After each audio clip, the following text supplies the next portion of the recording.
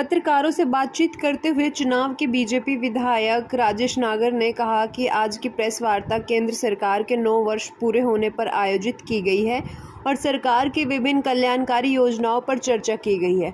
उन्होंने कहा कि भारतीय जनता पार्टी विश्व की सबसे बड़ी पार्टी के अलावा सबसे बड़ा संगठन भी है और पार्टी का एक एक कार्यकर्ता बड़ी निष्ठा और दिल से पार्टी के लिए काम करता है, जो कि हमारे लिए बड़ी उपलब्धि है। अन्य पार्टियां पहले अपने लिए सोचती थी, जबकि बीजेपी हमेशा देश के लिए सोचती है। नागर ने कहा कि हमारे कार्यकाल में कोरोना जैसी महामारी आई, लेकिन देश के प्रधानमंत्री ने समय समय पर देशवासियों का मनोबल बढ़ाया और उन्हें इस बीमारी से लड़ने के लिए तैयार किया तथा महामारी के दौरान मुफ्त वैक्सीनेशन और 80 करोड़ लोगों को मुफ्त राशन उपलब्ध करवाया। उन्होंने कहा कि हाल ही में ऑस्ट्रेलिया और अमेरिका में जब प्रधानमंत्री गए तो वहाँ उनका अभूतपूर्व स्वागत हुआ। उन्होंने कहा कि उन्हें विधानसभा क्षेत्र ग्रेटर फरीदाबाद के नाम से बड़े स्तर पर बस रहा है, जहां नौकरी पेशा और मिडिल क्लास लोग फ्लैट लेकर रह रहे हैं। उनके लिए उन्होंने टाउन पार्क, नेशनल स्तर के स्टेडियम और केंद्रीय विद्यालय आदि की मांग रखी है।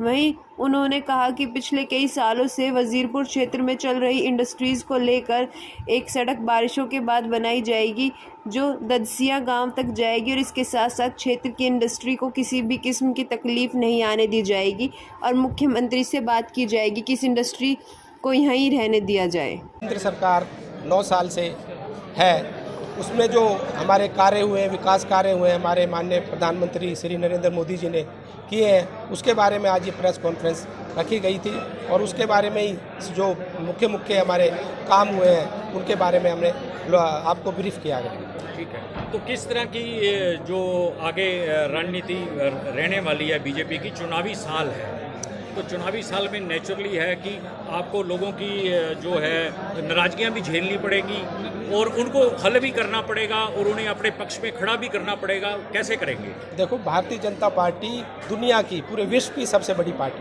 और अगर सबसे बड़ा संगठन और मजबूत संगठन अगर किसी पार्टी का है वो भारतीय जनता पार्टी का। तो ये एक हमारे लिए बहुत बड़ी बात है, बहुत बड़ी उपलब्धि है। हमारा कार्यकर्ता छोटे से लेके बड़े से बड़ा कार्यकर्ता पार्टी के लिए काम करता है, निष्ठा से काम करता है, मेहनत से काम करता है और वो एक अपनी पार्टी को माँ की तरह समझता है और माँ की तरह मानता है। पहले और पार्टियाँ थी और पार्टियाँ हैं, वो पहले अपने आप के लिए सोचती थी, फिर पार्टी के लिए सोचती थी, फिर देश के लिए सोचती थी। हमारी पार्टी के लिए देश पहले है, पार्टी फिर, और अपने आप को हम तीसरे नंबर पर लाते हैं। अच्छा, जो किस तरह की समस्याएं आपके कार्यकाल में रही और किस तरीके की समस्याएं हल की गई? अब देखो, हमारे कार्यकाल में जो कोरोना एक महामारी बीमारी एक आई, उस समय पूरा विश्व, पूरी दुनिया, कंट्री, सारे देश हिल चुके थे और ऐसे लग रहा था कि भाई इस मुसीबत से पार आएंगे। पर हमारे माननीय प्रधानमंत्री जी ने जिस तरह से पूरे सब लोगों को संबोधन किया, बार बार आते थे और संबोधन देते थे, उससे एक मॉरल उनका बूस्ट हुआ, एक कॉन्फिडेंस बिल्ट हुआ और 80 करोड़ लोगों को जो उन्होंने फ्री में राशन दिया, उससे जो हमारे लोग, जो गरीब लोग, मजदूर लोग, भाई लोग जो काम करते थे, जिनको काम भी नहीं मिला और तनख्वाह भी नहीं मिली, तो उनको घर बैठ के राशन मिला, फ्री में इंजेक्शन मिले। तो ये एक बहुत बड़ी उपलब्धि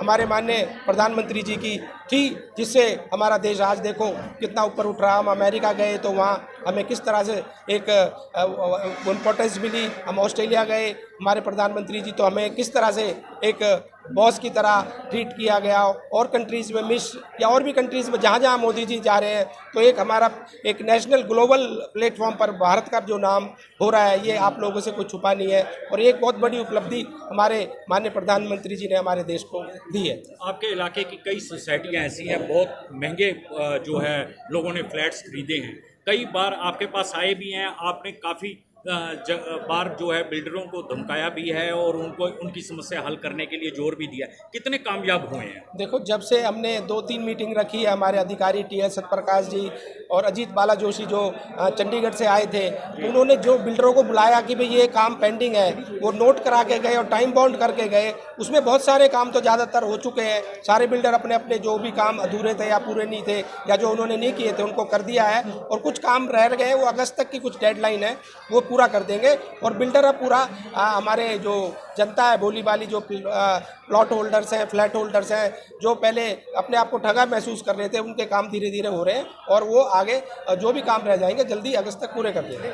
चुनावी साल है, अब लास्ट में आपके कौन से ऐसे जनहित के काम बचे हैं जिन्हें आप बहुत जल्दी पूरा करना चाहेंगे? देखो, जनहित के काम हमारे ग्रेटर फरीदाबाद एक नया सिटी, नया टाउन बस रहा है, बनने जा रहा है। वहाँ हाई राइज सोसाइटीज़ हैं, हमारे प्लॉट्स भी हैं, फ्लोर्स भी हैं, नए सेक्टर्स भी वहाँ पर आ रहे हैं। तो वहाँ पर एक नया जो लोग आ रहे हैं, हमारे ज़्यादातर सर्विस क्लास लोग हैं, मिडिल क्लास लोग हैं जो फ्लैट्स में रह रहे हैं, फ्लोर्स में रह रहे हैं। तो उनके लिए मैंने एक टाउन पार्क की मांग रखी है, हमें एक टाउन पार्क मिले जिससे हमारे वहाँ के लोग वहाँ जाकर उनके बच्चे खेल सकें और जो लाभ हमारे शहर के बच्चों को और सेक्टर के बच्चों को मिल रहा है वो वहाँ जाकर वो अपने उसमें गतिविधि एक्टिविटीज़ कर सकें। एक इंटरनेशनल स्टेडियम की हमने एक मांग रखी है कि भी हमें इंटरनेशनल लेवल का स्टेडियम मिले। एक केंद्रीय विद्यालय की भी हमने मांग रखी है, भी एक ग्रेटर फरीदाबाद में केंद्रीय विद्यालय मिले।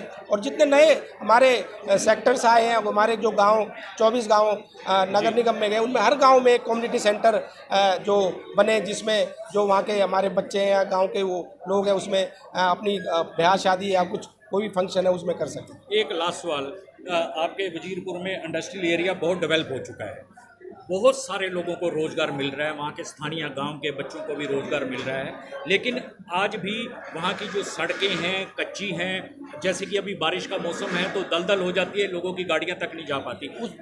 उसके ऊपर उसका सड़क का मैं बात करूँ, उसका सड़क का टेंडर हो चुका है और वो ददसिया तक सड़क बनेगी, आरसीसी की सीमेंटेड रोड बनेगी और वो जल्दी, जैसे बारिश अभी चल रही है, बारिश का ख़त्म होते ही उस सड़क का काम तेज़ी से चलेगा। और इंडस्ट्री को अभी कोई कुछ ऐसा कुछ नहीं है कि उनको हटाया जा रहा है। अगर ऐसी कोई बात होगी हम सीएम से बात करके उनको बताएंगे, समझाएंगे। भाई इंडस्ट्री आज की नहीं है, बहुत सालों से यहाँ है और वो इंडस्ट्री वहाँ रहे।